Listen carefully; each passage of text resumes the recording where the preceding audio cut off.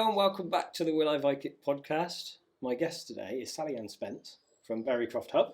Yes. Welcome, Sally. Hello, good to see you. Normally on the other side of this doing the interview. I am. This is a little bit different for me. I've got to make sure I don't just start interviewing you halfway through. Well, if you've got any questions, that's fine, because it is a conversation. It's not an interview as such. I'm not an interviewer. So, so I thought we'd start off by talking a bit about what you do and how you got started. But because you do a lot of things... You want me to narrow it down? We'll narrow it down, I think. So we'll start off at least. We'll talk about Berrycroft Hub and what it is. Right. So, Berrycroft Hub was a little bit of an evolution of ideas and concepts and everything else. And basically, I do a lot of research based around dung beetles and restoring of grassland, which has a tenuous link to archaeology because obviously the area. And also I work with hoards and remains from archaeological digs that are insect-based to look at, so I can build up more of a picture of the environment of that time. Yeah. It was coordinated. And then I have students that come here because we're on a farm and I've got wonderful spaces here and got a lot of archaeology here.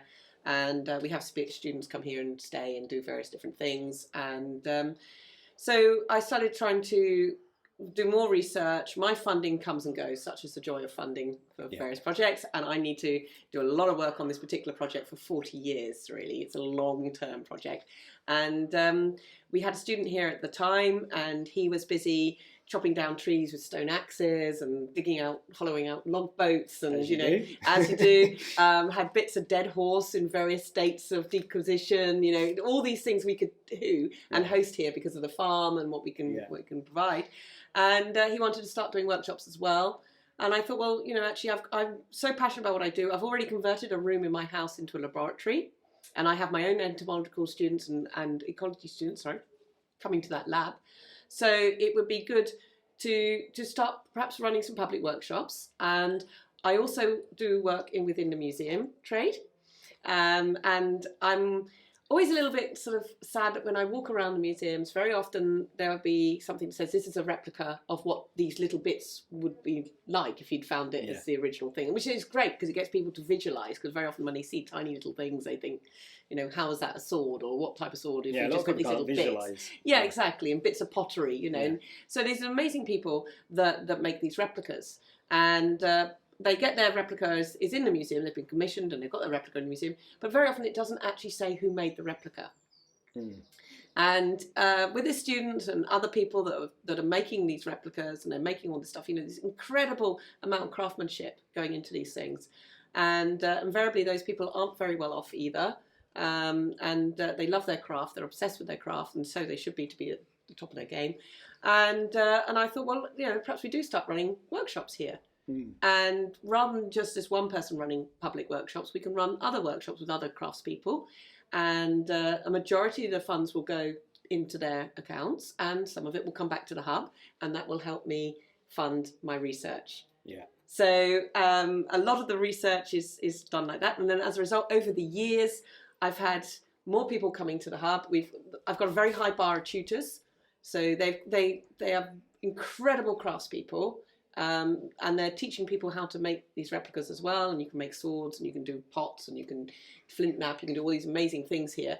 But they have to run a workshop through me, because you could be amazing at what you do, but you're rubbish at getting that across to other people. Yeah. So it's really important I get that as well. And we've just had an amazing journey getting to know these people. And then I've been asked if I can do some living history media for museums, so I've been able to get people together, and I've also taken part in other people's projects to do that, and all sorts of things, and it's just grown and grown and grown, and we've had TV stuff going on here, and it's just gone bigger and bigger and bigger, and it's been great fun as well. And I've just built up a wonderful group of people, but it all started sort of doing this whole supporting students, and we still do support a lot of students doing various projects, and how I can keep a little bit of funding coming in for the research that I'm doing. So and we ended up on this journey. I know it's an interesting place. Like whenever I come here, you've got so many stories to tell about things you've done or things that are about to happen. And it is. Everybody knows that if they want to do something a little bit outlandish, we have the space and the enthusiasm to host it. I think that's important. And you know, I supervise students anyway professionally, and I peer review papers, and I have that academic background. But it's fantastic just to be able to say, yeah, you know, that's a brilliant piece of research.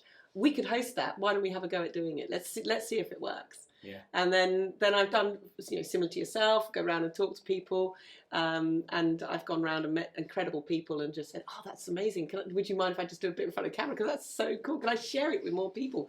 You know, there's incredible people doing amazing things based around archaeology and other sciences as well. And I love it. You like shouting about it? I do. I do. You know, so many, you get these amazing people, as I say, you know, like yourself, you know, doing things. I mean, you've written books, you do the cookery courses here, you do all these amazing things. Yeah. And you know, you are sometimes quite shy about what you do, and I want to tell people that you're incredible. Modest. Yeah, you know, you're incredible what you're doing, and I think we don't celebrate. Everybody has imposter syndrome. People don't celebrate themselves enough. And I'm not saying in a big-headed way, but there are incredible people out there, especially with this replica making craft skills and things like that. And they're just not shouting about what they can do and the quality they're doing it at. And their replicas are in our you know, museums and places, and then they're not. You know, they're not just doing, and in this day and age, it's all social media. It's all about shouting out how amazing you are and how good your product is and all this sort of thing. Yeah. And these craft people are just quietly working away, you know, in the background, and it's just nice to give them a little bit of. I wonder what it would take to get museums to actually credit. Some museums do, and they are doing it more now. Yeah. But I have been around. The thing is, Neil Burridge does swords and things here, and he'll say to me, "Oh, I'm somewhere like the Isle of Man. I was on the Isle of Man recently looking at dung beetles and things, and he said, "Oh, Isle of Man, yeah." I said, "I've got a sword in their museum," and I cannot go anywhere without going into a museum. I'm a complete museum fan, and I went into the museum, and there, sure enough, was this beautiful bronze sword amongst all these little bits of broken sword from a hoard or a dig or somewhere, But it didn't say Neil Burridge. Now, to be fair, though, that is bronze sword. It doesn't degrade. He'd done it for the museum absolutely years ago. Yeah. And they just put it in their display. And, of course, it stays like that. And over time, probably they've forgotten who made it, potentially, as well. So it is coming in more. Museums are doing it more. And I think it's really important. And also the makers, you know, getting them to be proud of what they're doing. You know, Neil's got stuff, Stonehenge, British Museum, all over the place. Yeah. And he's really quiet about it. And it's just like, no, you know, you can't be quiet. You got to say you are an amazing craftsman. Yeah. You know, it's fantastic. Yeah. And we give them space to do stuff in. We had a student here who wanted to learn bronze casting. He'd seen Neil, he'd seen other people, and then we gave him somewhere he could just be in a space and just work at learning his craft, just doing it over and over again until he got it right. And that's great to be able to say, yeah, you know, we helped you on your journey, because not everybody's got the space that we've got. Yeah. So you can do all sorts of things here.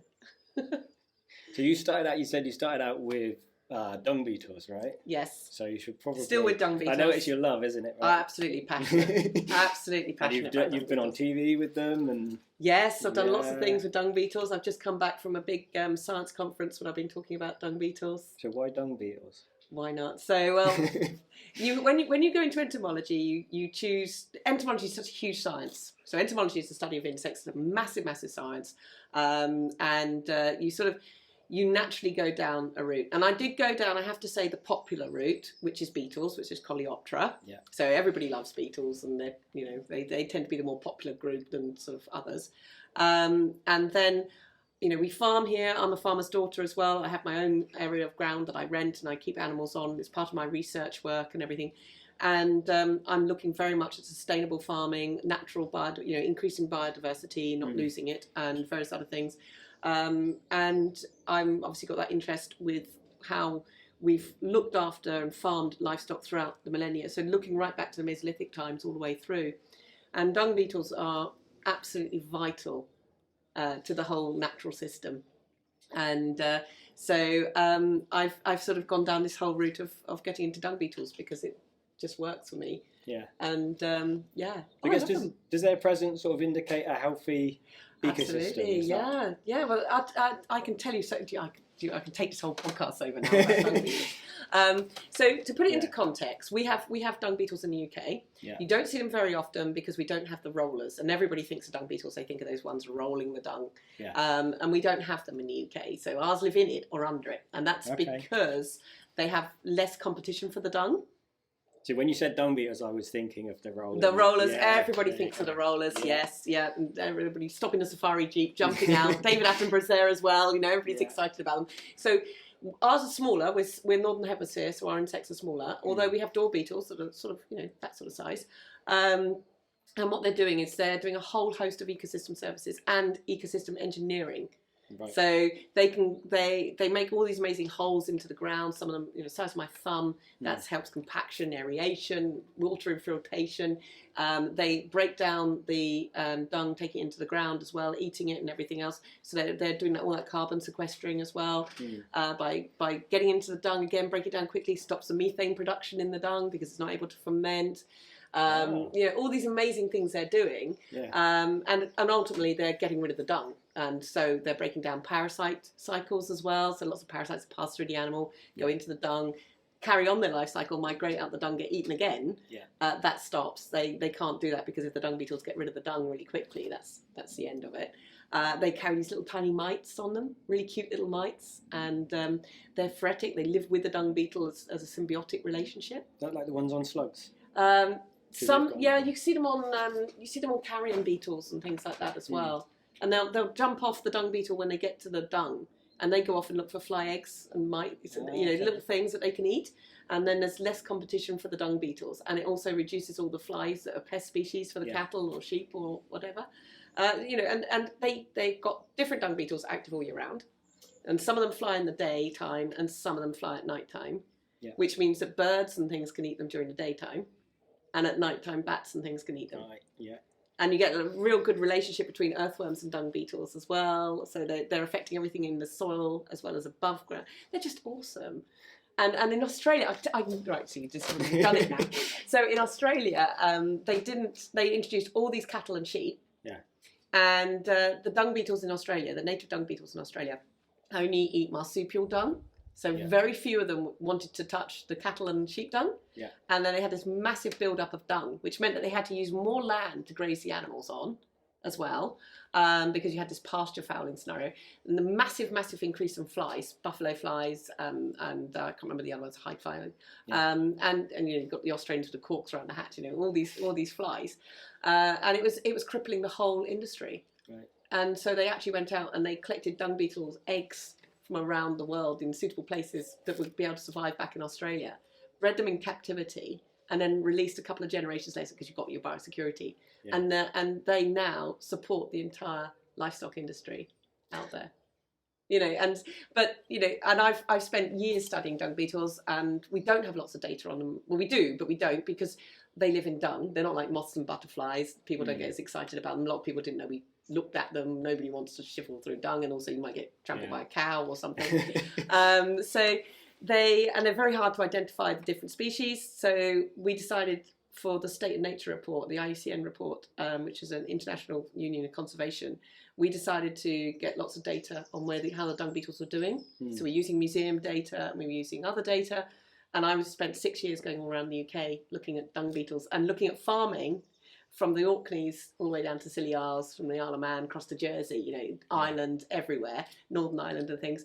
Saw loads of archaeology, absolutely loads, because dung beetles their mecca is undisturbed ground, just grazed, ideally by native species or something like livestock, and that's often on archaeological sites as well. So it was just. So you're too interested. Dung beetle all day. And again a bit at night. And then in my breaks, I'd be checking out the latest, barrow or something that we got in the area. And of course, up in the Orkneys, amazing, and on the West Coast Islands, the archaeology is stunning, and Ireland and places. And then so then that data came back, and when we've collected pretty much the data in the time period we had, found out that basically just over 50% of our species of dung beetle are either extinct or seriously threatened. And that's really, important that we get on the case. Like I said about Australia, you know, we can't afford to use them. And there's so much of our wider biodiversity, our farmland birds, you know, our swallows, swifts, all these things. You know, everything eats dung beetles. Yeah. They get the lizards, you know, frogs, toads, snakes, I'm sure, owls, you know, songbirds, raptors, you know, badgers, foxes, hedgehogs. So many mice, you know, there's so much that eats dung beetles above and below ground. They're really, really important for biodiversity. So what's killing them? Is that climate change? Right. So what's killing them? So loads of things. And the one thing that everybody overlooks, and we cannot overlook it, is the removal of livestock. Because if you remove livestock from the ground, that's the end of the dung beetle. That's extinction. So this ties into my other question. I know I did sort of question beforehand. Well, it's that thing. If you remove the livestock, you remove the habitat, because these dung beetles only live in the dung where the animal has, deficit, and that's because they're such an ancient group. Yeah. So they're from the last ice age and before. You know, we've got evidence of dung beetles in dinosaur dung. Yeah. But there's a slightly different group than we've got now, but they were still dung beetles. But they, you know, from the last ice age, we had these huge herds of reindeer and things, you know, moving around the country, browsing areas, grassland and everything else, and they were a huge part of that. They're recyclers, decomposers. They're really important in the ecosystem. So we've had these species for a long time, but so removing the livestock means that we don't know how far they fly particularly. So, and we've put roads everywhere. Yeah. And insects can't always get past roads and through roads. So we cut the place up with roads. We remove the livestock, so the habitat becomes less and more fragmented. It's harder and harder for these beetles to get round. Their genetic diversity drops, and we start to lose them. Then they get climate changes affecting them, tiny things, so climate affects them. How we manage our livestock, a lot more livestock being kept inside over winter and inside generally, and that's, you know, again, it's habitat removal. Because you've got different species active all year round. And then it's a biggie, the one that everybody knows about because it's published about so much, is the use of treatments in the livestock. So they're anti-parasitic, parasitic anthomectins. Yeah. You know, so they're wormers and things. Oh, okay, yeah. And they're using them for the animal welfare, and those chemicals are still active in the dung, and that's having an effect on the dung beetles. But it's a very, very difficult thing. You know, you can't get rid of all parasites. You and I have got parasites right now. Probably not as much as the Viking poo in Nordvik. He had quite an assemblage of things going on there. Yeah. But we all everybody. It's part of a healthy system. Parasites are part of a healthy system. But when you have a build up of parasites that affect the growth and the welfare and everything, then you will treat them. We do it with our cats and dogs. You know, people flea treat. Yeah. We our children. Your child had nits. My children had nits.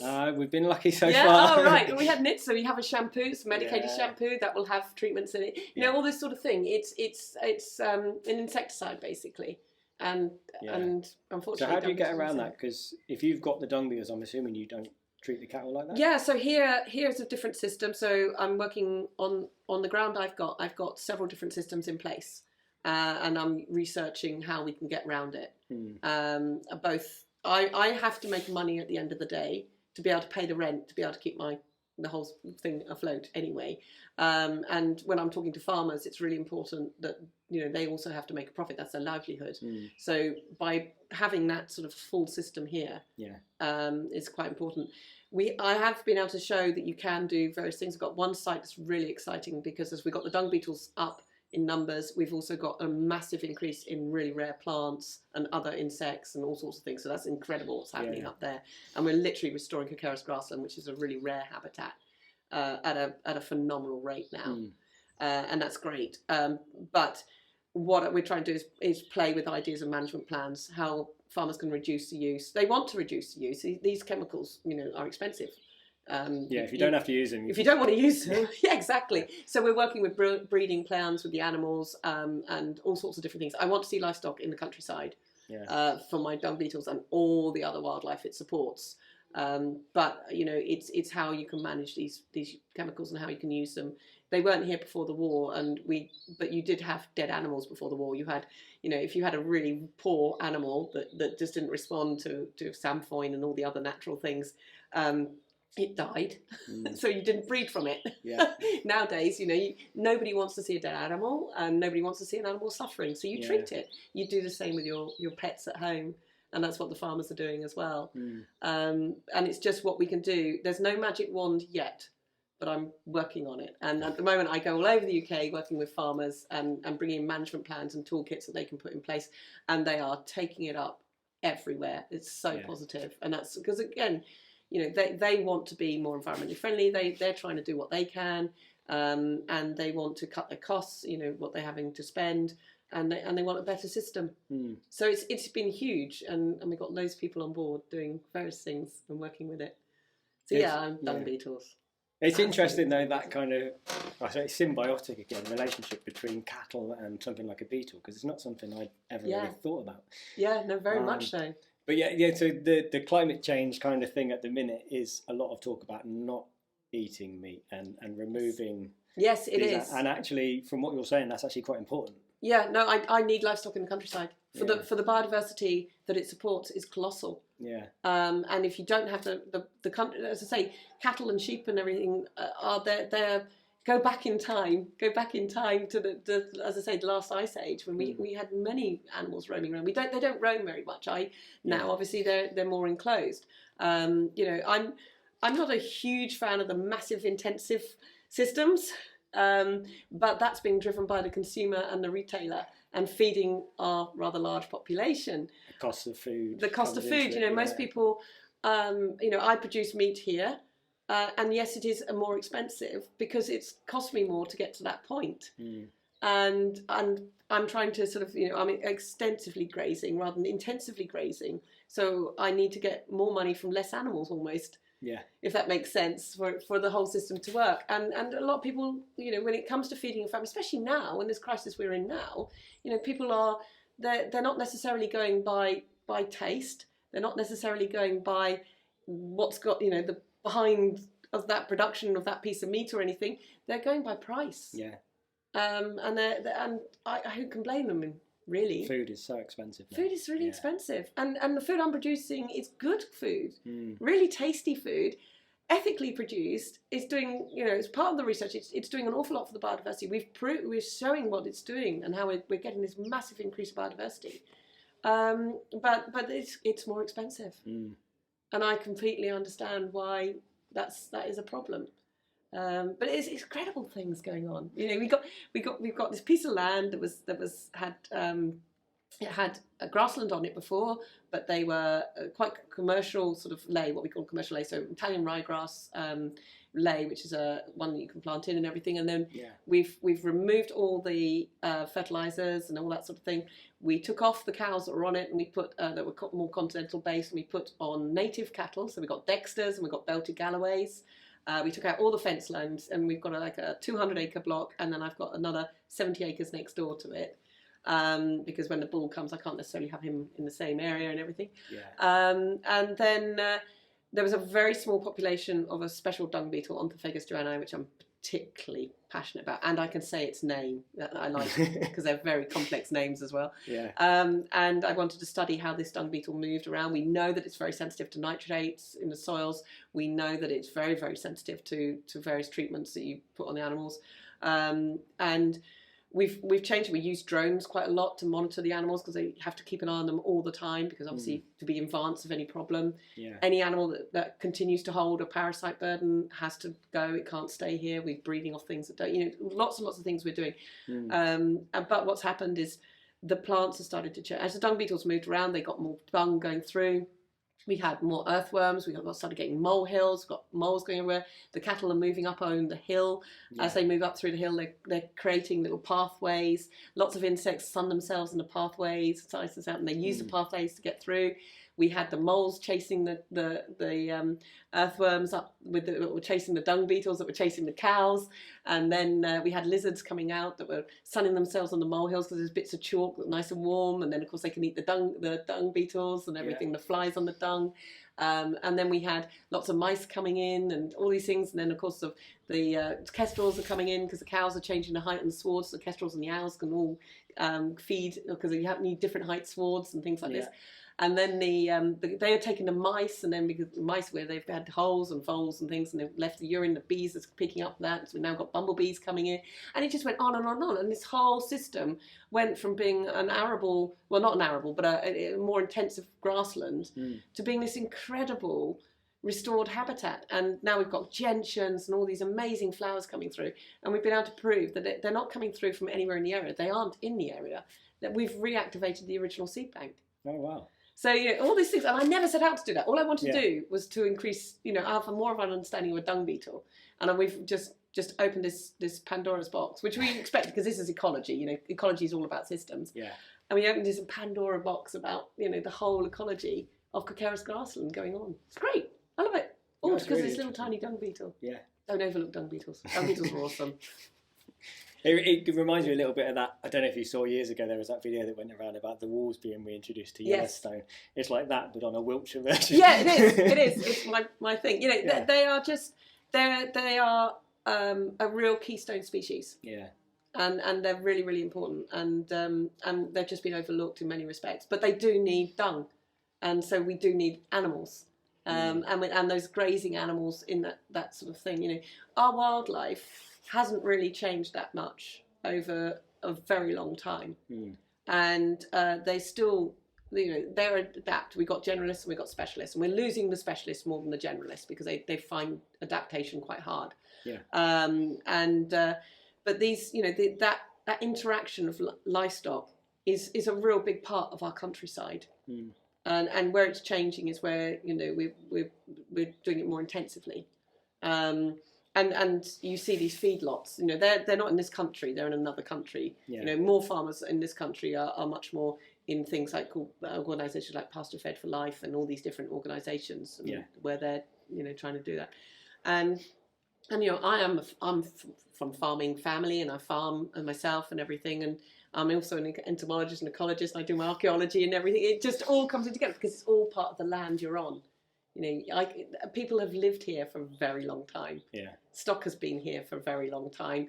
The wildlife we've got on the farm has been here for a very long time. So you start, working with it, farming with it, and but it is driven by price. Unfortunately, we people just can't afford really expensive food. And food is fundamental. Yeah. And then you say you need the money from the cattle to keep your project going as well. To keep the cattle project going as well. Yeah, we do. Because I need to understand so much, and it's not a 5-minute thing. And the data from this goes into policy and all sorts of different things. And didn't you say it was 40 years? Yeah. Yeah. So how far in are we? I am, well, not far enough. I am 23 years into the project. A little over halfway. Yes, and I'm halfway through my life now. So it's like, ooh. I've cancelled dying. I've got too much to learn. The one thing that science does to you is just teach you need to learn more. Same as archaeology. Yeah. As soon as we think, oh, this is a time period this happened in, somebody digs something up somewhere that changes it all. And invariably it's like, oh no, actually they were doing that much earlier. Yeah. And that sort of thing. And I'm so lucky here. I've got a Mesolithic site. We are literally meters from a Mesolithic site here, where I've been picking up little cores and microliths and things like that. We've got Neolithic sites, we've got Iron Age, we've got burial, we've got all these incredible things. People have lived and farmed here for a very, very long time. Yeah. So it's quite exciting. It is, yeah. Yeah. Yeah. So as we've talked a bit about food, yes, and as it's a food podcast, a lot about dung beetles. I didn't bring any dung beetles today, no. But what I did bring is some wild garlic, which I picked locally. Wow! From our secret spot. Our secret spot, yes. Yeah, I picked it on the way here, and I thought I'd show you how to make some garlic fritters. Oh, I'm so up for that. Yeah, I did. I've got some hazelnut patties with me as well. Yes. Which I made yesterday for a video. If anyone wants to know how to make them, check it out. It's on YouTube. So we can have some of those and make some garlic fritters. Definitely. And then I've got my questions for the end. You've got your questions. Your questions. Yes. Oh wow. Well, I must admit, you were here cooking with it, of course, the other day. Yeah, it's probably 2 weeks ago now. 2 weeks ago, yes, and there was some. You were doing hazelnut fritters then? No, hazelnut. We did a version of it. Yeah, they were a little bit different. Yeah. Yeah. So the ones I've got with me are more like the ones that are in my cookbook. Right. And the ones we did on the course, we used malt extract instead of honey. I completely forgot there were butter in them. Forgot my own recipe. But they still tasted good. They tasted amazing. They weren't quite as sweet as the honey ones. The honey ones are sweeter than the malt ones. But I think malt extract is often one of those forgotten sweeteners. People don't seem to realise. Well, I didn't know what it was when you got it out. I was curious as to what it was. I thought it was. Well, I basically didn't know what it was. I thought you'd be using honey, and then you got this other thing out, and I couldn't place it. And then as soon as you did it, molasses. Yeah, molasses. Yes. Things like malt loaf. Most people know malt loaf. Yes, used to squidge it. Yeah. The other thing is, I've been asked in an interview before, oh, I didn't know they had that. But then they realised afterwards they thought I was talking about yeast extract, so Marmite. Oh, yeah. No. So Very different wouldn't things. work so well. No, it wouldn't. But they're also made from brewing, so I guess they're connected. So we got lots of evidence of brewing? For brewing, yeah, beers, ales. I mean, there's references in texts as well. Yeah. Even in stories like Beowulf, you've got the Great Mead Hall. Because we have wild hops here. Do you? We have wild hops, which you were saying you can eat the tips. You can eat the tips of them. They're a bit like asparagus. Could we make beer with our wild hops then? There's no reason why you couldn't. Ooh, yeah. It's a little project, isn't it? Experimental Obviously, archaeology. If they're wild, then you don't know what kind of... Because when you put hops in for their acidity and for their preservation, and obviously with a wild one, you don't know what they call the alpha acids. Right. You don't know what they'll be. Whereas when you buy a commercial hop, you've got like a level. Getting geeky now. Yeah, we like that. They come up on a scale, so you might have like 4.2%, and you can go up and get like more bitter hops or less bitter hops. So with your wild ones, it would be an experimental approach. You'd have to just brew and see what happens. One tip I had from a mead maker recently was to make a tea first. With anything you want to add to making mead or anything like that. Anyone that's watched it will have already seen, because it will have gone out already. But essentially what you do is you make a tea first, and then you can experiment with how much of something you need to make it stronger, weaker, how long you leave it to sit for before you use it. And so it might be worth picking some hops. I think we have to do making that then. A cup of hop tea. For science, obviously. For science. Yes. And just to get an idea, or if it was me, I would just go for it.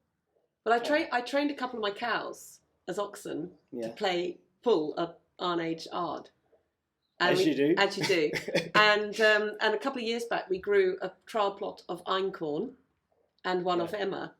So I have this plan of ploughing some ground with my ard, with my cows, planting some of this homemade seed from the emmer and einkorn. And, I'm sure we can do something with that. That would be quite good. That would be fun. It would, wouldn't it? Yeah. And we've got to think about how we harvest it and do it. Or authentically? Well, I think so. Yeah. It'd be a shame not to use that opportunity. It would. It grows really, really tall. We grew this einkorn and it went ridiculously tall. And it can't have the sniff of nitrogen. Because if it has a sniff of a nitrogen, it just goes right up and then it just goes flat over, and you've got ergot and moulds and all sorts of problems with it. I don't want that. No. But it really showed how they got a crop.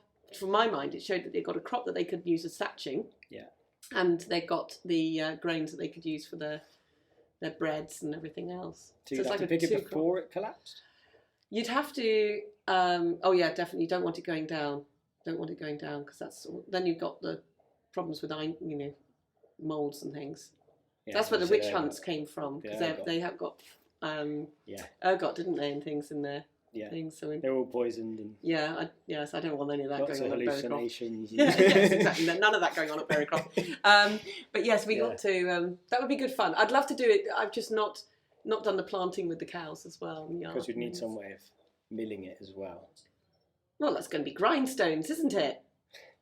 I'm after a bit of elbow grease. I'm after a kernstone. If anyone out there knows where I can get one. Oh, that'd be good. I've been looking. I've been around Torm and everything, and no one seems to sell them. Oh, right. It would be good to have. Will you just sit there and do that? Yeah. That's a lot easier than the saddleback stones. Yeah. So I think saddlebacks they used earlier in the period, and then it moves into your kernstones. Yeah, and then I think even later in the period they were using like watermills and stuff to produce it on that's when you get into the stage where you've got a village with a bakery. I mean, well, it would be nice to do the whole thing. I've got a bit of ground I can do it on. I've got the cows. Yeah. The yard actually belongs to Butzer, but I'm sure it's still here, and I'm sure if I ask them nicely. And then we've got the seed, so we could do the whole thing through. Just that and some beer. Yeah, and I've got a thatcher who'd be really interested in working with some of the straw. So This is how Yeah. Berrycroft works, isn't it? This is what happens. It's like, oh, that's a great idea. We We've can got do it on this. camera now, so you've got to do it. Yeah, I got to do it. This is every time. This is what sort of thing happens. But yeah. Yeah, so what I'll do is I'll set up my little hob. Mm-hmm. We'll cut, so you guys don't have to watch all that boring stuff. And we'll cut back in a minute and we'll start making fritters. Brilliant. Yeah. Let's go for it. Right, so we're going to make wild garlic fritters. If you want the full recipe, I have got a video on my YouTube channel, but I'm going to show Sally how to make them. Wow. Right, so we're going to start off. We've got some lovely fresh wild garlic, which we mentioned before, picked from our secret spot up the road. It smells amazing, doesn't it?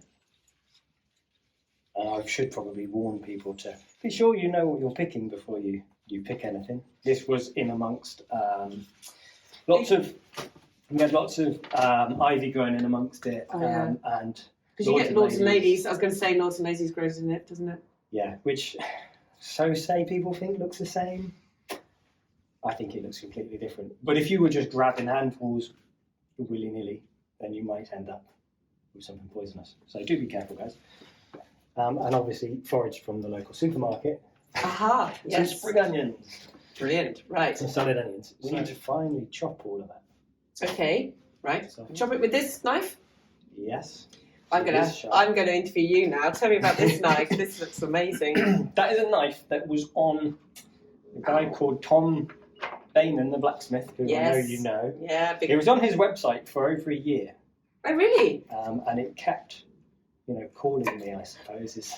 Yes, I've got some of his knives that have called me as well. And it was sat there, and then after a while I was like, it's got to have gone, I'll check. And it was still there. And so I sent him a message. So I've only recently picked that one up. That looks like a bone handle. It's based on a knife from York. Oh, it is. I didn't bring my other knife with me, but originally I bought a smaller knife that he was selling at the same time. It's fatal, isn't it? It's fatal. His craftsmanship is amazing, and I love that he does all the replicas again from archaeological evidence, doesn't he? The other little knife I've got was really cool. I was wandering around York Museum, and someone was like, "That's the knife I've got." And you could see it with the bits missing, where it had obviously rotten away from being a wooden handle. Well, I do a little bit of reenactment, and something else I do is a little bit of reenactment. And is that the size we're chopping for? Yeah, that looks good to me. Yeah. And Tom's made an amazing 12th century little knife, eating knife that I've got, which is gorgeous. And then, of course, he makes other knives that are just as gorgeous. And before I know it, I've got, Can you ever have too many? Well, I've got a sword habit. I've got a dagger habit. I've got, it's... Come the zombie apocalypse, I'm sorted. Yeah, I'm sorted. Yeah, he'll post stuff up, and I've got a nice York folding knife as well. Oh, have you seen the Roman knife he's done with the hair and the hands? Yes. Beautiful. Yes. Right. I'm still going. I've still got my fingernails as well. I did wash my hands. We were talking a lot about dung beetles. I just wanted to point out that I have washed my hands. That's always good. Yeah. Not handling dung beetles. Not handling, yeah. Yeah. Right. There's so many other things we haven't mentioned yet, because you were saying in between that we haven't mentioned your headdress, so we're going to have to show that. Oh, yes. At some point after we've done the fritters. Yeah, so I'm a bit of a replica maker myself, because you can't be surrounded by all these incredible people and not have a little bit rub off on you. Did it make its debut at Beltane? It did. It's been to At Butser. At Butser, Beltane, which is an amazing event. There you go. So your onions. Same thing with the garlic. Okay, Finely chopped. I love the smell of wild garlic. It's such a smell of spring, isn't it? You hear the first bumblebees, smell of wild garlic. I just love it. It's just. I love foraging and everything. Obviously, you've got to be careful you don't take everything, and you respect, get landowner's permission and all this sort of thing. But which is really important. But the foraging is basically fresh food, isn't it? It's as fresh as it comes. Fresh food that's unfarmed. Yeah, not being produced in any way that's detrimental to anything, and goes back to the whole environmental thing again. Does. As long as you're not stripping an area. Yeah. Same with berries. You want to leave berries for the birds as well. So you don't just... Absolutely. It's really important about leaving, because that's the only food they've got. You can go off and get other food, but that is literally the only food they've got. So it is about not taking everything, but it's such fresh stuff. Foraging is great. I love foraging. Right. So bring out my fancy pot. So we need to make a batter to put this in. Okay. I'm getting lots of lovely smells already from the garden. It's good. We need like smell-o-vision on Yeah, it. we do.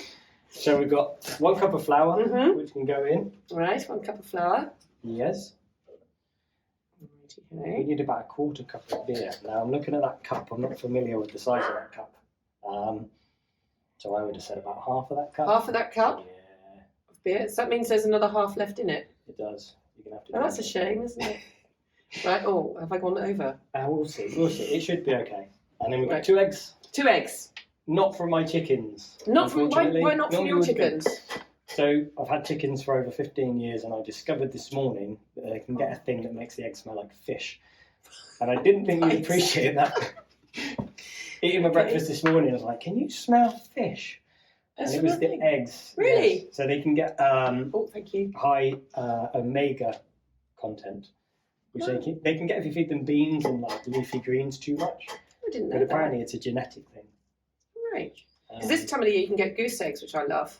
Because you get lots of Oh, yolk. they're massive. Yeah, lots of yolk in a goose egg. Last time I had one of those with a big plate of chips. Well, we cooked an ostrich egg last year as well, and we had to use a Dremel to actually get into the egg. No one could crack it, and also I didn't want to damage the eggshell too much because I want to make it into little beads because we got lots of really prehistoric beads from Africa and things all made out of ostrich shell. Yeah, so I wanted to do that. So I wanted to be very careful. So we Dremeled open our egg, opened it, and it was just the whole frying pan with an egg. And I ended up having to make an omelette with it because it just wouldn't cook. What should we do? Shall we use a whisk? I've got my tavar there. So is that the top of a Christmas tree? It is. You see I've got to do this. Yes. So top of the Christmas tree. It's called a tavar in Norwegian. Probably badly butchered my pronunciation there. It literally means mixing. And most people I gather have them in their kitchens even today, even if they're not using them. Right. Yeah.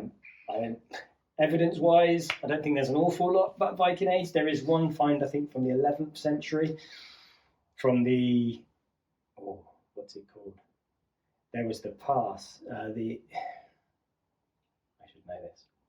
Don't, because all I can think of is the Khyber Pass, and I've got to carry on in my mind. No, so in it's Norway, not really- there's the pass that, because of global warming, it's melting at the moment, and so they keep on. Oh, that's where Secrets of the Ice, where they're pulling out all the. Secrets of They've the now Ice. got the 2 skis, because they had one ski that they found, and now they found the other ski, and they found horseshoes, and they found a foot of a horse as well, and a dog that had a.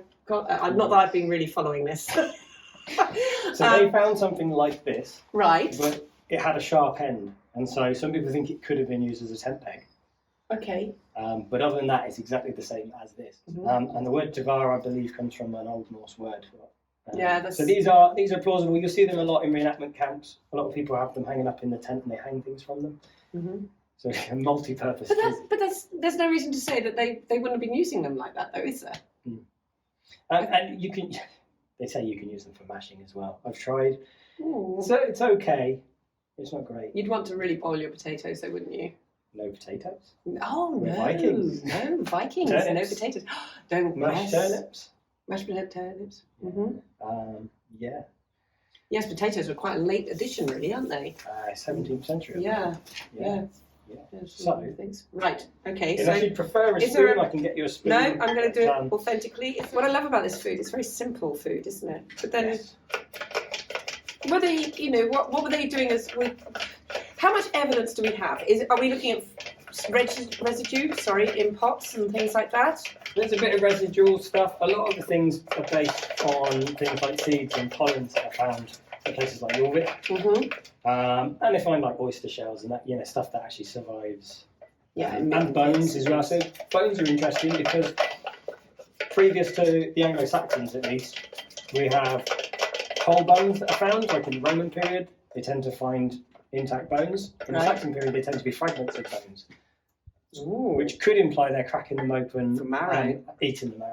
Yeah, that would be my best guess. We actually, there is a Norse story where Thor tracks the bones. In fact, he doesn't. I should remember the story before I start telling it. You're being recorded now as well. Yeah. So he serves up his goats because he can bring his goats back to life the next day, and they pull his chariot. Oh yes. And in one story, there's a couple of farm children, and Loki convinces them that the best bit about the bone, about the meat, is the marrow and the bone, and so they crack them open. And they can't And it's go the back one to thing they were told not to do. And so when he puts the goats back together again, they've got lame legs. Oh, right. So, I mean, it's a story. Yeah. But We had a student here doing some experimental archaeology that was looking at a really, really ancient site in Germany where they found horses that had gone out onto the lake, fallen through the ice, and had come back and had floated. It's very, very early site. And the horses had floated back to the shoreline. Yeah. And the young foals had all sort of bobbed away a little bit. Yeah. And when they dug the site and found this, the big horses all had signs of their butchery, but no meat as such, but the bone marrow being taken. Yeah. And they think what happened, it was a really, really cold time, lots of predator pressure, which is why the horses ended up out on the lake ice. And then they'd obviously decomposing and floated, and that's why they bobbed around. The little ones are lighter, so they bobbed further away.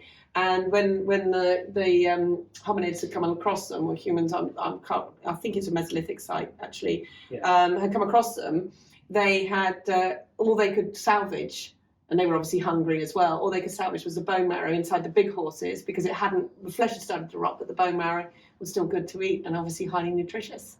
Mm. So. Yeah. I don't know, but we had bits of dead animals to did a bit of experimental archaeology with that. It's amazing what you end up doing. You've actually done that, haven't you? Yeah, that's quite smelly. Quite a smelly piece of work. I'd still be put off by the rotting meat, even if I was eating that bit. Yeah, it was in experimental conditions, I have to say, and yes, risk assessments and all the rest of it. But yeah, it's quite an interesting piece of work. Mm. But it's interesting because I also, talking about dung beetles, hate to bring it back to dung beetles, but there's one area up in Northumberland, there's a herd of cattle called the Chilliam cattle, and they're wild, the only wild herd. The herd's actually been split, there's a residual herd now up in Scotland, but they're the only wild cattle. And there's potential at the moment, they think that these cattle might be to do with the Vikings. When the Vikings came over, brought them over with them. So that'd be an exciting piece of thing. So they're definitely chomping away on beef and everything as well. Right. This is thickening up now. It's gone into looking pretty good. I think we've got rid of most of the lumps. Yes, that's done a really good job, hasn't it? Yeah. Wow. So it does what it's intended to. It really does, yeah. I think is that good? That looks pretty good to me. Right, yeah. stop. So next job is to mix in the spring onions. Ooh, before I forget, because we all like a bit of salt in our dinner, don't we? Salt. Because there's every chance they were out foraging as well. There's no reason why they wouldn't be foraging for wild foods as much as for farm foods. Yeah. I mean, people, presumably, you didn't have the money for certain things, you could go and supplement your diet. And they're eating seasonally, locally sourced, seasonal food. They're storing their they're food. Producing. That's really important. I mean, they probably had far more flavours and better flavours than we do in a lot of our cooking today, to be honest with you. There's another interesting thing as well, is that we know what ingredients they had based on the evidence. Mm. But does a leek today taste like a leek from 1,000 years ago? Yeah. We already think that they were eating beetroot, but probably for the green and not the bulb underneath, because that was developed later. Okay. So there's that change of use. So then were leeks different? Were carrots different? Well, probably were. We don't know, do we? Because if you look at some of the heritage seeds you can get, like they do lots of trials at the RHS and seed banks and all this sort of thing. I know I bought some because you can buy heritage seeds now, can't you? Yeah. To grow for old crops, and they do taste a bit different. Yeah. Oh, that's quite interesting. Yeah. And this is a pot. That's a replica pot. That is a replica pot of a Viking find made by a company called Anot's Pots. Anot's Pots. Yeah, she's usually at Arm if you go to the artisan reenactors market that we have in March and November. Yeah. She's always there. I think I bought some Tudor pots off her actually. She does multi-period, so she probably would have done. Yeah. She's got jugs, cups, beakers. Yeah, really nice work. Yeah. Right. So this should actually be hung by a rope over the fire. Okay. I don't know if you remember, but on my last course I did that, and the rope snapped. Yes. Yeah. So if anyone knows how to stop ropes from snapping on these pots, luckily I was holding it when it snapped. Otherwise it would have fallen into the fire. Yes, that would have been devastating, actually. Yeah. So Thank we you. give that a mix up. Right. So we give this a mix up. Can I just show you what it looks like? She says it all swaps around. God, I really smell that though. It's amazing, isn't it? such a short season. You can eat so much of wild garlic as well, can't you? You can eat the flowers, the buds, the leaves. You can eat the bulbs, but you need the landowner's permission before you uproot it. Yeah. But the bulbs are edible. The flowers are great. They really, if you eat one of the flowers, they almost explode in your mouth with flavour. See, I love all that sort of thing. As a really young child, I used to find honeysuckle, wild honeysuckle, and used to pick the flower, bite the back off it, and suck this tiny amount of honeysuckle, nectar out of it. I grew up on a farm in the middle of nowhere, and we didn't have mobile phones. We didn't have any of that sort of thing. You know, I had the last feral, what I call true feral childhood. You know, we could just go for the day, and our parents, I don't know if they had a level of concern or not, but we'd just be gone. Yeah. And we'd make camps and we'd have fires. I was really young making a fire in a wood and things and doing all sorts of things. Yeah, absolutely. Yeah. I mean, we ate sort of stuff. You knew what you could and couldn't eat. I was going AWOL from about 7, 8 onwards. My daughter's 6. Yeah. She's not going. Can you imagine that now? Can you imagine it now? Used to. I knew you could boil water. You should boil it before you drink it, and that sort of thing. Yeah. But we used to go off. We used to, make a campfire. We knew how to. You had to scrape everything away so the leaf litter didn't catch fire, and we had those skills. These were as really young children, and used to wild camp loads. And we were distant enough, but still on our own farm. But we had that lovely wild childhood. It's such a shame people can't smell this. It smells beautiful. I love cooking with fresh food. I love food that is, as I say, seasonal. I think that's a big problem with our food. It's just people expect everything all year round. And so it has to be grown somewhere. And then, of course, it has to be bought in and travelled and messed around with to keep it fresh. Yeah. That's the sort of thing. So, I do like fresh food. Packed in bags of nitrogen normally. Mm-hmm. And chlorine, isn't it? They often pump into salads and things. It's you can all do something small, even if you've grown cress on a windowsill with your children. My daughter's just brought some home from school. Yeah, so they should, We used to do it we used to have eggshells, like the eggshells we had a minute ago. We used to put kitchen roll in them. Yeah, that's it. And then draw a face on them and put cress at the top and just learn how to grow. Yeah, because you don't need to have a huge garden or anything. You just need to have that opportunity to grow something. For some herbs. Yeah. I mean, salads, you can grow salads all year round. Things like rocket and spinach. Grow it on the windowsill. Well, we can't in our kitchen because the jackdaw has it. But otherwise. We have and my collection of beetles, and my cockroaches and everything else, because everybody has cockroaches in the house, I'm sure. In their kitchen. Yes. I gather they used to get out, but Harry dealt with them. Yeah, well, I spent a little while studying cockroaches, and I had boxes and boxes of them in my different species in my kitchen, because it's nice and warm in the kitchen. It's an old farmhouse. We've got an old solid oil-fired Aga. So you've got this lovely heat. It doesn't dry everything out, and it's just a great heat. And I used to breed lots of insects. I used to go into schools teaching about insects as well. So I had this huge amount of colonies of cockroaches on one side of the room. And then I had mantises and giant lunar moths. I also had owls at that point because Harry Potter was a huge thing. Yeah. A friend of mine runs a raptor rescue, and she was overrun with owls. People had gone out and bought owls for their children because you could buy a barn owl really cheaply on the internet. Yeah. And you need an A10 for taking out to public and things like this, different licensing thing, but just for one as a pet. And ridiculous. And of course, so she was overrun. So I ended up, and we had an owl that was hit by a car on the farm. So we brought him in, and he had to have an operation on his wing, and then he had to stay in the aviary until we knew he could hunt for himself and all this sort of thing. Then the aviary I connected to the house, and so I had 2 owls, Sarah and Spook, that were rescue owls, and then I had Alfred, who was the wild owl, who was going to go back on the farm, and we did successfully put him out on the farm. It was excellent. And I used to open the windows, and Spook would come in. But you had to be really careful because I was breeding all these giant moths at the same time. Oh. And an owl and a moth don't always make good living companions. And then I had all these other insects, stick insects, massive stick insects, all sorts, and all these cockroaches. And the cockroaches were great. And there was one colony that if you touch them, they get panicky and they set off a smell of rotting meat. Oh. And that's their defence. Yeah. So if you touch one, the whole lot would just go poof. And my aunt doesn't like me having cockroaches in the kitchen. That sort of freaks out a little bit. And one day she accidentally caught the edge of this stand that had these cockroaches on, And of course, the whole kitchen just went poof into a smell of rotting meat for about 3 days. So yeah, That's not good. quite interesting. Yeah. But no, so any cockroaches that get out and appear in the kitchen, Harry will have as a little proteins snack if I don't get there quick enough. Perhaps if we've got time, we can introduce Harry. Oh, we quickly got at the to. end. Harry's a big part of Berrycroft. Right. He's your logo and everything, isn't he? He is my logo, yes. Yeah, so blobs of the batter. Right, so like that, yeah. And just try and leave a gap between each one. And that is literally it. Is I that like it? simple foods. Simple you see? foods. Easy to do. Because I mean, this sort of food is very much. If you're a bushcrafter and outdoor, this is something you can do easily with the children. Yeah, It's absolutely. really good. Yeah. It's one way to get your kids to Camping. eat their greens as well. My daughter will eat the flowers. Yeah, because when people go camping, they do baked beans, and there's so much more you can do. I think that was originally where I started branching out. Was you go to reenactment and everyone's cooking sausages, and I kind of went, I don't want to do sausages. Oh, I do, but I want to make the sausages. Yeah, good. And so it's kind of built from there, really. I think that's really important to me. You know, we don't buy any. Oh, that's touching. I'll move it across a bit. Yeah, I'd leave it at that for now. There we are. Let me just get a spatula because we'll flip them.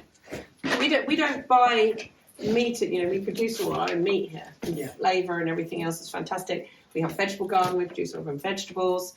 You know, yes, you do run out and have to supplement it from shops, but we're pretty food secure here. And the traceability of that food is obviously exceptional. Sustainably produced. It's great. It's how food should be. At the moment, Really. We're very lucky. Because of my butchery courses, I eat a lot of venison. Yes. Well, deer are a thing because we only really had red deer and roe deer Yes. originally, didn't we? And now we've got all these different species of deer. We have the fallow was brought in by the Romans. Yeah. They were Muntjac. fallow were kept in pens. Yeah. So when the Romans left, so did the fallow. And then they come back again with the Normans.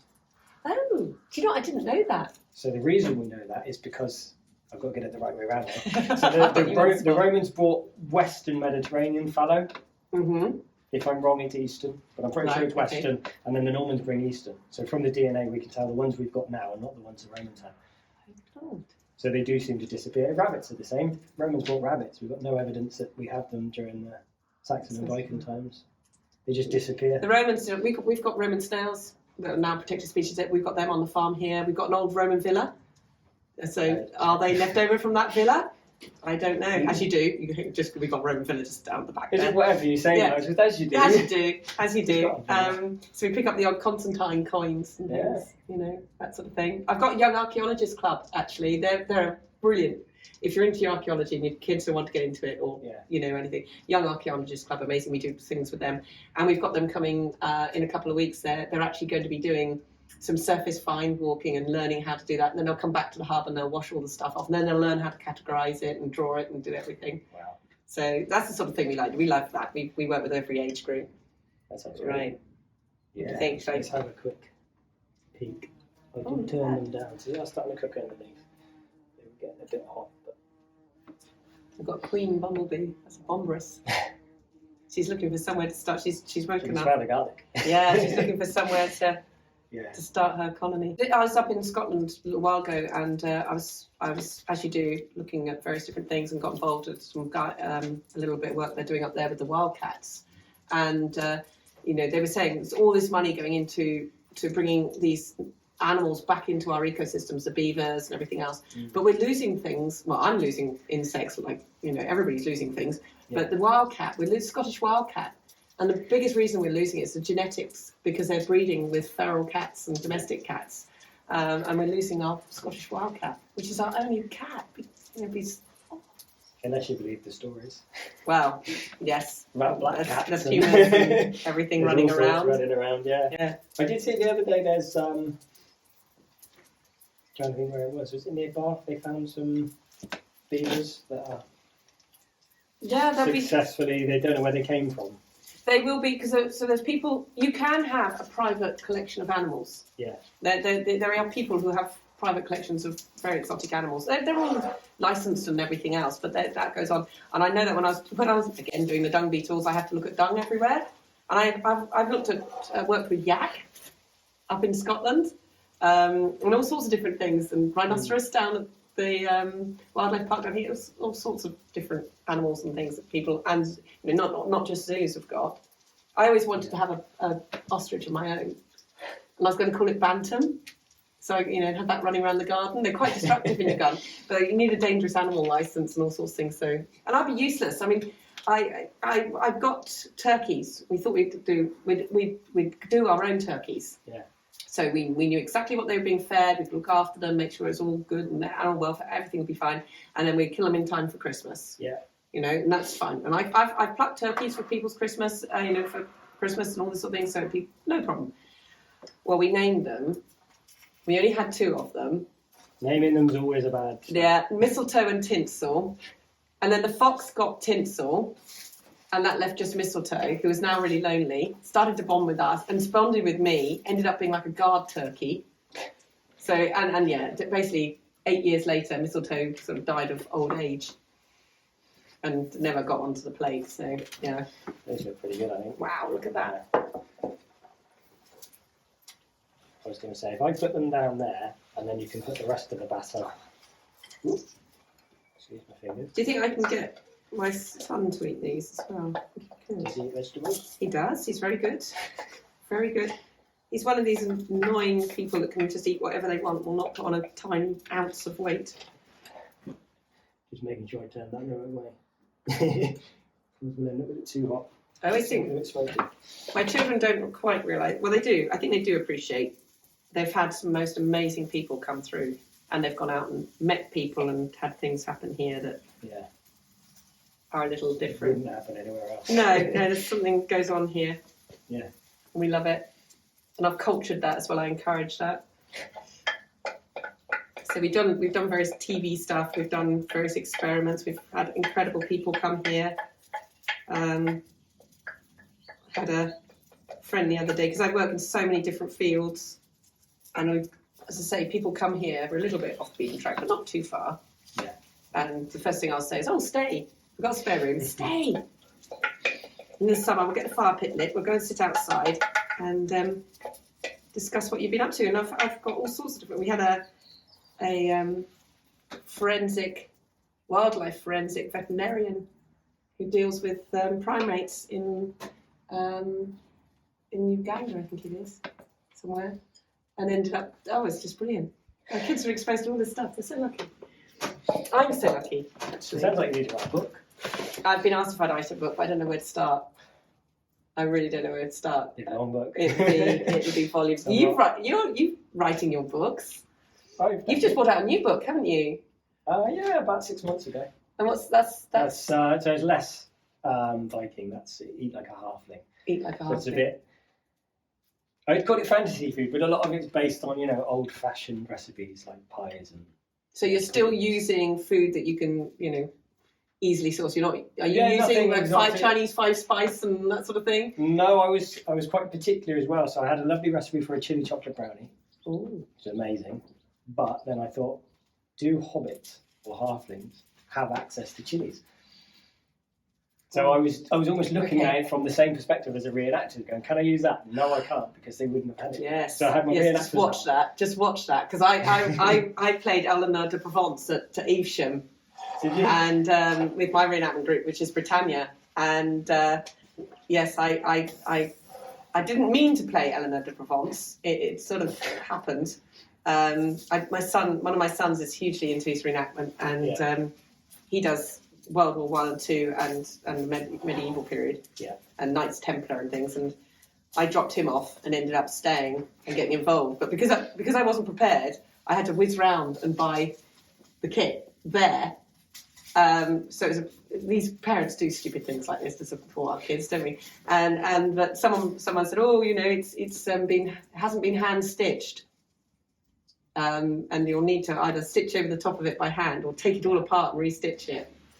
It's like, I was only dropping my child off for 5 minutes, and now I'm walking around. And I would normally wear, I've got quite bad eyesight. I hadn't got my contact lens with me, so I'd taken my glasses off. I stood in horse muck as I walked around you walk around the village, town, and I walked into a load of horse muck because I couldn't see it. And then I actually lost my little toenail because I walked through the camp, and someone had quite rightly, because it said their camp, had left a box with chainmail and everything in it. Ouch. Because I got my glasses off because they're not authentic. I couldn't see where I was walking, and I went smack into this and so it was Wow. It was a baptism of fire. My introduction to that type of reenactment. Did you do it again after? COVID then came in. Yeah. So I'm hoping to get out again. The thing is, I do so much work in various different places. I'm always pinging all over the country. Yeah. But I intend to get involved again. It was great fun. I did enjoy it, and I love talking to people, as you might gather. And anything that brings history alive and prehistory alive, and just anything's it's brilliant. People love it, don't they? Yeah, they do. You know. Courses are really popular, aren't they? Yeah, people do. I think it's being able to actually touch and smell and yeah, rather than just reading about it in a book. Absolutely, and you know, I struggled with I'm very academic, but I also struggle quite a lot with dyslexia, believe it or not. And it's something I've been really aware of because I've got boys, so that you know it comes out more in boys and girls for some reason, but that's how it is. And but I'm really aware of how people can learn. Nobody is sick. That's just. I've never ever met a thick person. I just don't think that exists. I think people just need to learn in different ways. And once you've worked out how you need to learn, then off you go. I'm not very academic, so for me, this hands-on is You what can learn. ingredients do we have? What can we cook? Absolutely, everybody learns practically. Yeah, you know that's the thing. And I did tutors. No, the school was doing tutors, and one of my sons was trying to get his head around the tutors. And somebody said to me, I come from Suffolk originally, and they said, oh, Kentwell Hall in Longmouth and in Suffolk, they do a reenactment, like big Tudor thing. And so I thought, right, we'll go. And I don't know how they get, you know, it was just amazing. And we ate Tudor food. They spoke to us in sort of medieval English and wore all the kit. And you were just completely immersed into it. And it was great. And he spent a day doing that, came back, got back to school, did a project on the Tudors, also came top of the class. wow. And he'd been struggling with the whole concept, but he just had that trip out. Yeah. Made all the difference. And that's what these workshops do, doesn't it? It really helps people learn stuff. It sticks more, doesn't it? You can remember stuff. If someone says to you they had wild garlic, you might forget tomorrow. But if someone sits there and shows you how to make something with that wild garlic. Yeah, I'm going to be making these again. Well, I haven't tried them yet, but... But you'll also remember that they had wild garlic. Yeah. And they had frying pans. Yes, yes. So, and a little electric. A little electric hob. Yeah, a little electric. Look at that. So these are... as you know, because you were around when we put them on the course, I got one of the participants to it. But these are a mixture of butter, honey, and eggs with flour and then crushed hazelnuts. Okay. So they're quite sweet for the Viking age. I mean, we possibly think that a lot of the honey would have been used for making mead for ceremonies rather than as a sweet dish. But then perhaps, as we have to speculate with these things, it's possible that someone that was of a wealthy status would make something sweet for maybe a banquet or feast. Okay. As a show of wealth.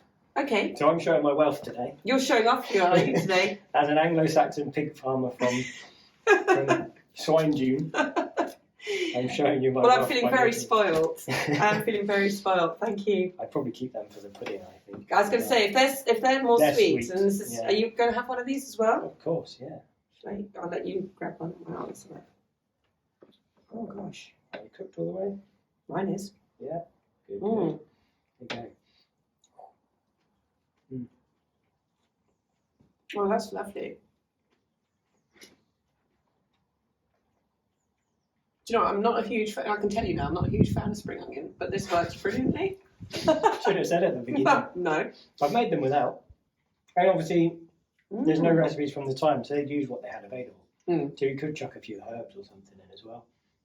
But this works really well. This must be nutritionally, this must be pretty healthy. It's got to be, hasn't it? It's got green leaves in it. I can taste that beer. Quite a hoppy one. It is, it's in the butter, isn't it? But it works. Yeah. Oh, they're really I think nice. that pan is I have to make them again. Well, you know where to get your garlic from.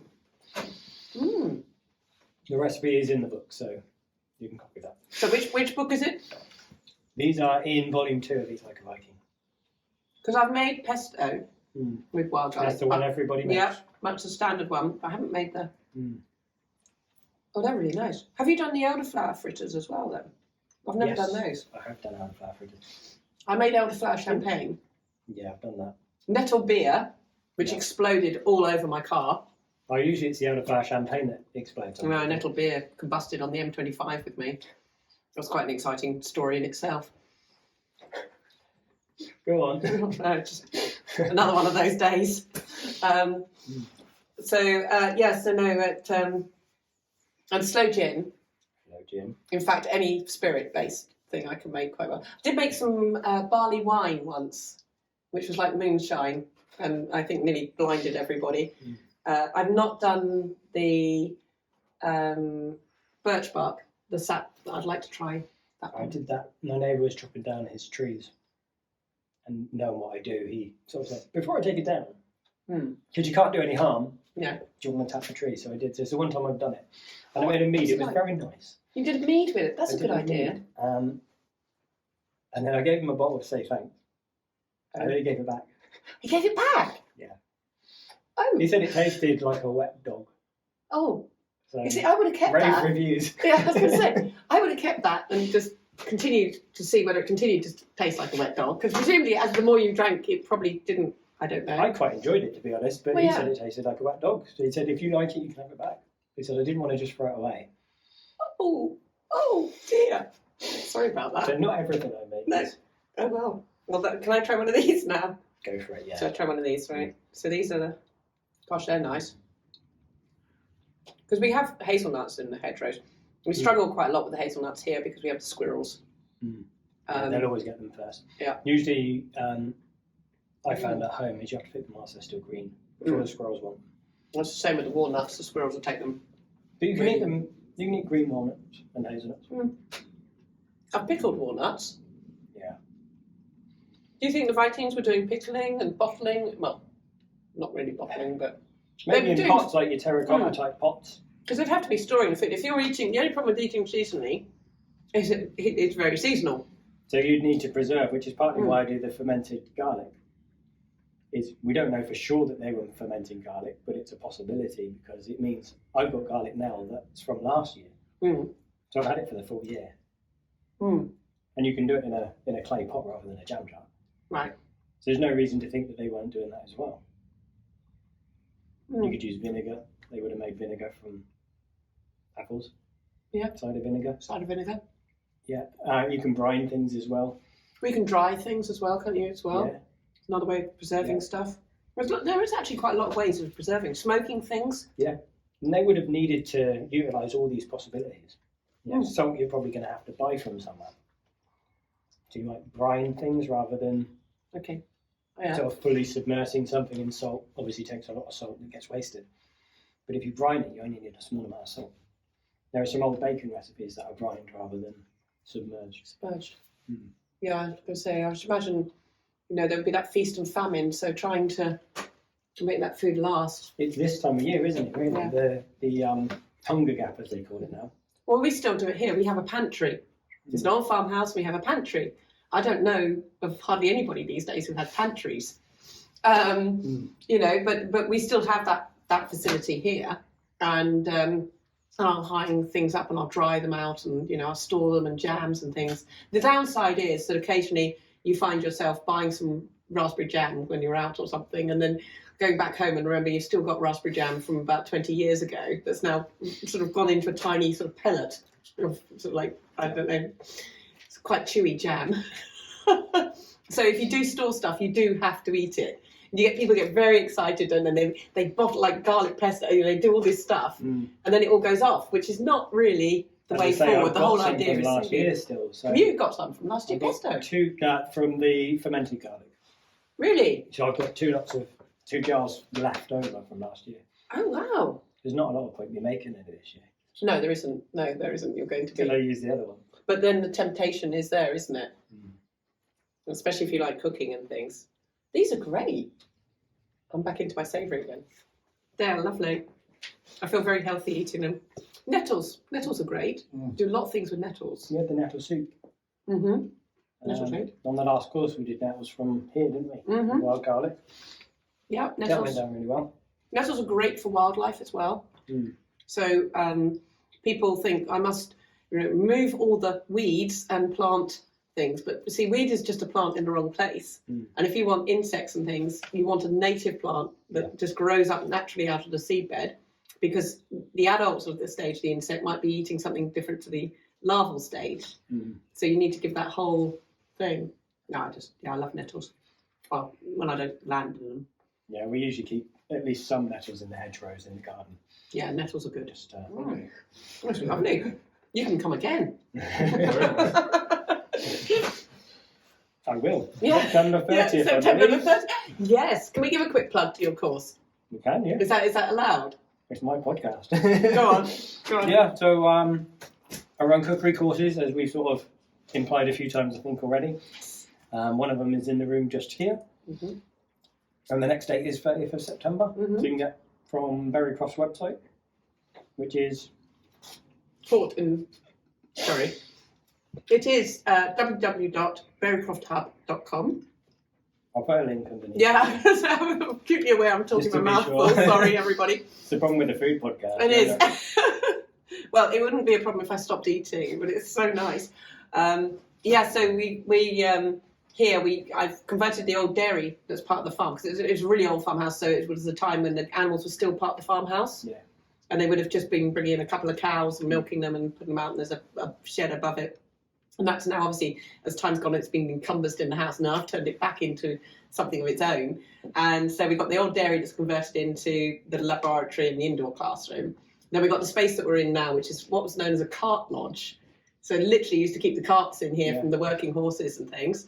And that's a great space, because we put hazel wattle out, and we've got a half in, half out space, which is quite handy for things. Yeah. And then the stables next door. It sounds very grand. I'm sorry, I don't mean to make it sound as grand as it is. If you got here, I got a little bit overexcited in there. They still look like stables from the outside, but we got planning, and we basically, I've taken down the old breeze block walls and things. Well, they weren't old because they're breeze block walls from inside, which was a labour of love. I was out there with a Kango hammer, a suttling torch, disc cutter. I've done everything myself pretty much. I've had friends who come in and help me. I can't say I did it all myself, but I certainly put quite a lot. But it's a bit of a passion. And now that's a lovely big barn, and we use that space. And you go in there. So even if it's raining, because it's got all special stuff in the ceiling and the roof. So even if it's raining, we can go ahead, or we can go outside. We've got areas outside we can do stuff in. You should probably say this is near Swindon. Oh, yes. So you didn't mention where we are. Yes, sorry about that. Near Swindon. So we are up on the Downs. And if you are really keen on your archaeology in the UK, you will know about the Ridgeway and Uffington White Horse Hill and Wayland Smithy. We're pretty much located next door to those. In fact, you can just walk out of here and go straight up onto the Ridgeway. So we're really nicely located. And then, of course, you've got Stonehenge, just over half an hour away, Avebury, West Kennet. Yeah, there's loads. To get here. We're lousy with archaeology here, just lousy with it. It's everywhere. Yeah. It really is. I've got to eat all of these. Yeah, they're great. Just lovely. They're so simple, aren't they? I love the fact that this is so simple. You can do it as an adult. You can do it. You can go away with some friends, get the camp stove going, impress them with your little bit of wild cooking. Yeah. Because who's a tree branch? Exactly. I mean, who's not impressed when somebody turns up out of the gang with a whole load of wild food and sits there and does something, cooks something, when everybody else is thinking baked beans, sausages. Yeah. So that's great. And this is something so easy to do with children. Yeah, very easy. And I think that's really important, that a child could easily, under adult supervision, obviously you've got a knife chopping way. I've left my 5-year-old with her. You have to give children a little bit of danger. When she wants to help if I'm chopping apples to make apple juice. So we've, with a lesson, with the bridge, and she's had a go. And that, from what we were talking about earlier on, in fact, we produce our own food and very much on the farm here and everything.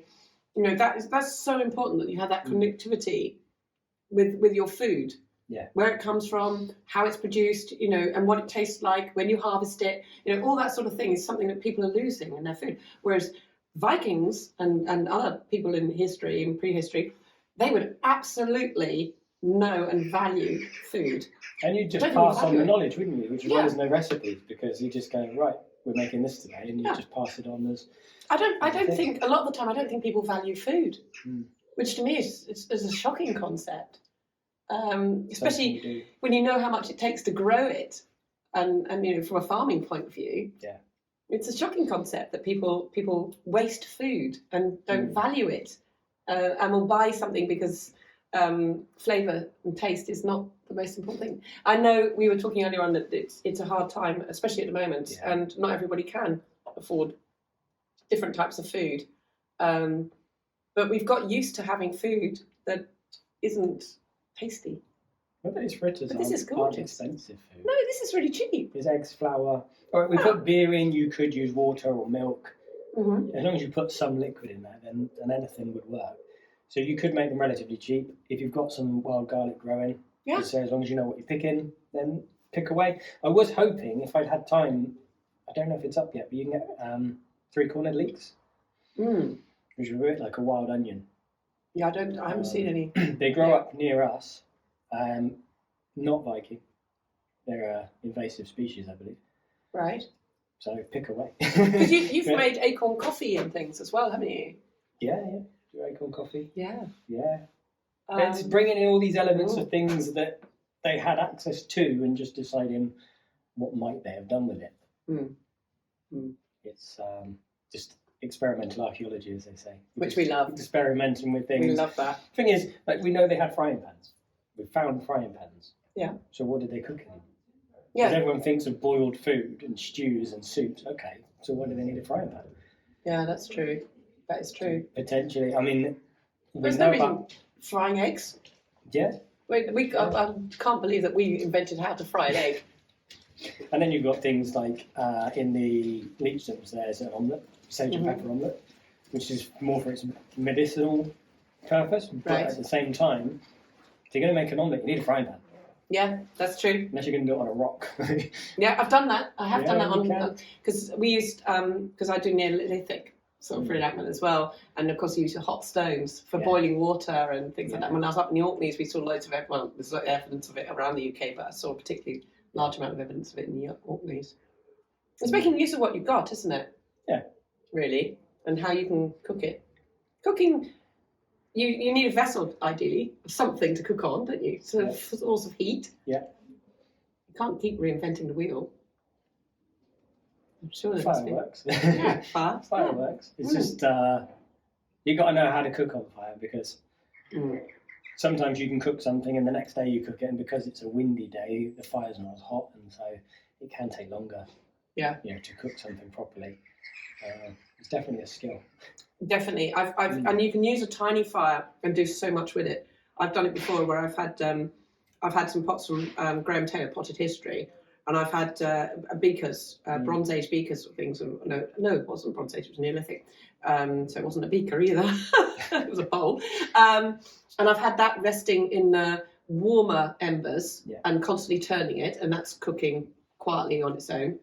I've had strips of meat over the top, sort of almost drying them and smoking them and things like that. And then I've had other stuff coming in that I'm cooking closer to the fire, further away, and so on. And you can cook a massive meal in many different ways over a very small area of heat, actually. It's just that how you're using it. Yeah. Which is, and obviously if you're going to go off chop firewood, that's an energy loss, isn't it? And then you've got to haul it all back, potentially chop it again. Because someone then said to me, you get hot with a fire many times. Yeah. And then you bring it back and you've got to now cook it and, set light to it and get going and start your fire and everything else. It's not a resource you particularly want to waste, is it? No, not at all. That's lovely. No, I've enjoyed this. It's great. Podcast with food. So there are 6 questions that I ask everybody. Because this is quite a long episode, so we should probably start to wrap it up. Should we do it? I was going to say, do you want to do that with Harry? Should we do it with Harry? Because the course guys are gone now, so shall we go over? Let's go over into the lab and have Harry with us. Yeah, let's do that. We'll leave the food here because Harry might. No, we've got to leave it here because I'm going to keep eating it and I can't talk my mouth. Okay, so we've moved inside quickly because we've realised we've been talking for quite a while. But there's a couple of things that we did want to bring up. So one you might notice is the elephant in the room, or the jackdaw. The jackdaw in the room. This is Harry. Hi, Harry. He's not quite a raven. Not quite. He's a little bit. I know. it's springtime at the moment. He's a bit frisky. So behaviour is a little bit tense at the ferret. And he's one of your rescues, isn't he? He is. He was a day-old chick that fell down a chimney. And I reared him thinking that at some point I'd have other jackdaws in at the fledgling stage, because often we do, get in people's chimneys. And nobody came in that year, so Harry was all on his own. And imprinted on me, doesn't speak jackdaw, is frightened of big skies and big places, and basically it's now a house jackdaw. So. And very briefly, because we're running out of camera time, I think, but I know you've said he's a bit of a handful. He's a huge handful. Turns up the kitchen. Absolutely. These are wild animals. They're not pets. Don't go out getting a jackdaw to be a pet. Do not do that. This is circumstances that Harry's ended up with us, and now as a responsible person, I've got he's not able to survive outdoor away and wild. How long do they live? About 18 to 20 years. And Harry's been destroying my house for the last 7 years, so it's interesting. But he's very, very curious. Yeah. And keen to learn, constantly learning, and so as a result, he's our logo. He is, yes. Yeah, he's the logo. So it's important that we mentioned him today. Yeah, very much so. Aren't you? And you said before he keeps your cockroaches under control as well. Yeah, he keeps everything under control. I've got geckos as well, and he'd quite like to eat those if he got half a chance. I got beetles that live in a tank in my kitchen and all sorts. And you'd quite happily eat everything, wouldn't you? Yes. And he didn't like it during COVID because there were no packed lunches and things like that. So yeah, yeah. So most people that come to Berrycroft get to meet Harry. Yeah. Don't they? So we couldn't go without mentioning. No, we couldn't. And the other thing we couldn't go without mentioning is in the background here. Yes. We've got your headdress that you recreated. I think we did mention it earlier. I forget what we were recording. Well, we've been chatting for ages, haven't we? So this is an artist. So this has come from an artist's impression of a headdress that a lady would have been wearing. It's a shamanic burial. They think it's shamanic. It's a Mesolithic burial from Germany, and a place called Bad Durrenberg, which is where this came from. And when they excavated it, it's got the remains of the skull cap, the deer skull cap, reindeer skull cap, and the boar's tusks and teeth and everything so the fur and the feathers and everything is interpreted. Yeah. But it's a very sad story. She was found with a very young child, and she had this most amazing anatomical problem with her neck, which meant that if she put her head over to one side, it would affect the blood flow and everything. She'd go into like a semi-conscious state, which meant that she could potentially go into this state without needing anything to get her into that state. Right. Yeah. And the fact that she'd continued her life and had a child meant that she would have required looking after. And the fact that the grave goods included various other things as well sort of pointed that she might have been in that type of position within the community. Yeah. But she'd also had a really bad abscess and everything on her jaw and things, and there's every chance that was going through the breast milk into the child too. So it's a bit of a sad story, but it's a stunning piece of work. And I went to I've always been taken by this, and when we went to this World of Stonehenge exhibition in British Museum, I was very lucky to go there a couple of times, and there was the parts of the headdress that was there, and it's like, right, I'm going to make it. So I've made it authentically. I've made all the cordage. I've drilled all the holes through the bones and teeth and everything with flint and everything else. So yeah. And you occasionally wear it, right? I wear the whole kit. I bring my whole kit and I wear it and tell people about the whole story. Yeah. So yeah, it's great. Or what we know anyway. And explain that, this is pre-written word and you've got to be careful. You don't always put on what you think. Yeah. Because we just don't know. And how a lot of our understanding comes from graves, which is, the end of someone's life. Well, you don't know that's how they lived either, No, you don't. It's an interpretation of... No, exactly. If someone buries me in a tux, it doesn't mean I was wearing a tux every day. Exactly that. Yeah. Exactly that. It's that sort of thing. So, it's been, that was a real labour of love to make that. And I'd say the feathers are ones that we've picked up from the farm. No bird has been plucked for this headdress. And she had a boar's throat bone, just, here. So whether it was again, we don't know if it really was part of the necklace and if this is exactly where things went, but that's what we're going by. He's into everything. Doesn't miss a trick, do you? No. Yeah. I don't know if you're going to be friendly. Oh, you're going to be friendly. It's a bit like a cat, though, because I can suddenly turn and he'll love me. So we'll do the last questions before my battery dies. Yes. Yes. So the first one is, if you had an unlimited budget, what would be your dream project? If I had an unlimited budget, my dream project. Well, unlimited. Well, obviously, I'm going to spend some on more dung beetle research. That goes without saying. But alongside that, I would spend that money on being able to help people try various different bits of personal research, because there are so many people out there that are doing research and want to know more and understand more and try things out, who aren't actually at university, aren't students or whatever. You know, Berrycroft Hub, that's something I love doing here. Is we do have students that come through our universities. We also have people that just want to try something and they're thinking about it. And we talk about amateurs and we talk about professionals. And there's a very, very dodgy line. You know, I've got amateur entomologists who, quite frankly, are just incredible. And their knowledge is exceptional. And I would always go back to them. So there's many people that are doing prehistoric stuff and things that would love to have the opportunity to have space and resources and things given to them so that they could do something more with it. And that I would love to be able to. If I had unlimited resources and funding, it would be spent on letting people do some of the crazy things that they want to do, and learning and everything else, and being able to enable more and more people to come here and do more stuff. Berrycroft 2.0. Yeah, absolutely. I'd be a nightmare. I just want to learn stuff. There's so much I want to learn. The more you learn, the more you know how little you know. Yeah. Let's put it that way. And that's why I've counselled dying and getting old, by the way, because there's just so much I've got to learn yet. All right, so the next question. Yes. And we're going to have to base this on what we do know. Okay. So do you think you could survive on a Viking Age diet? Oh, yeah.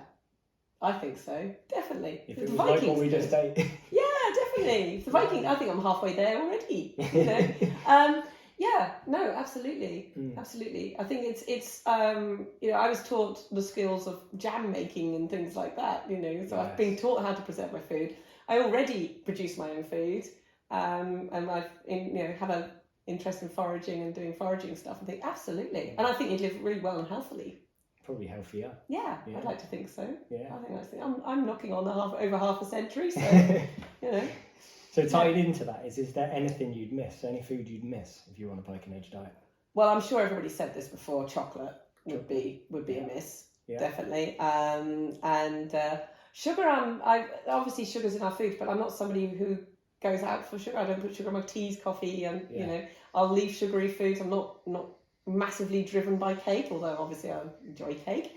Yeah. So sugar wouldn't be the one, but you'd need it a bit with your chocolate. Chocolate would be the hardest thing, really. Yeah, chocolate would be definitely the hardest thing to not have. I'm partial to the odd banana. I don't suppose you had many bananas during the Viking food. No bananas, I'm afraid. No. Bananas are good for your potassium. But yeah, no, chocolate would be the one I'd miss. Brilliant. So we'll close off here. There's 3 more questions which we'll save for the Patreon. So if you want to see more, then head over to my Patreon. Craziness. Where can people find you on social media? Because we did your website earlier. Yes, so I'm on Instagram and, Twitter, Facebook, all these different things. You will either find the place as Berrycroft Hub, and it's in various different states, but basically if you put in Berrycroft Hub, you will find Berrycroft Hub. There's only one. And it'll always have the jackdaw as the logo. And then I'm on social media as Sally-Ann Spence again. So you will find me, which is basically a combination of many interests, basically, when you get to that. I don't do any personal social media, really. No. I'm sucked dry by social media. I just can't cope with anymore. And actually, you know, we do have so many people here. This is such an open house and everything else. I keep my actual personal life quite personal. So, yeah. Brilliant. Well, thanks for coming on. Thank you. Thanks for your time. Thank you. I said we'd take an hour and we've taken several. We have, haven't we? Yes. Thanks for watching, guys, and I'll see you on the next one. Bye-bye. Bye. If you enjoyed the podcast or want to hear more, remember to like and subscribe and give me a rating. For recipes and ideas, visit my website saxonforager.co.uk. I also have 3 cookbooks available to buy on Amazon worldwide. These are Eat Like a Viking Volumes 1 and 2 and Eat Like a Halfling. Thanks for watching.